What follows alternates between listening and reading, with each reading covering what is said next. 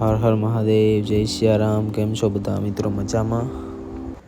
મિત્રો, તમારા માટે હું એક ગણેશજીની બાળ વાર્તા લઈને આવ્યો છું, તો તમે વિડીયોમાં બન્યા રહેજો અને આગળ જોજો. એક વખતની વાત છે. કૈલાસ પર્વત પર ભગવાન શંકરજી અને માતા પાર્વતીજી પોતાના નાનકડા પુત્ર ગણેશજી સાથે રહેતા હતા. ગણેશજી ખૂબ જ બુદ્ધિશાળી, નિર્દોષ અને પોતાના માતા પિતાના લાડકા હતા.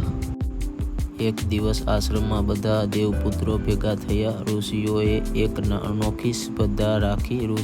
ઋષિઓએ કહ્યું, જે સૌથી પહેલા આખી દુનિયાનો ચક્કર પૂરો કરશે તેને જ્ઞાનનું ફળ મળશે. બધા દેવપુત્રો ઉત્સાહથી તૈયાર થયા. કાર્તિકેયજી તો તરત જ પોતાના મોર પર બેસી ગયા અને ઝડપથી દોડી પડ્યા. એમને લાગ્યું કે હવે તો એ જ જીતશે, કારણ કે મોર ખૂબ ઝડપી હતો. પણ ગણેશજી નાનકડા હતા. તેમનું વાહન તો નાનું ઉંદર હતું, જે મોર જેટલું ઝડપથી દોડી શકતું નહોતું.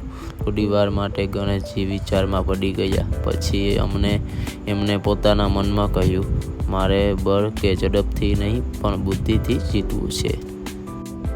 ગણેશજીએ ધીમે ધીમે પોતાના માતા પિતા શંકરજી અને પાર્વતીજીની આસપાસ 3 પરિક્રમા કરી અને કહ્યું, મારા માટે તો આખી દુનિયા મારા માતા પિતા જ છે.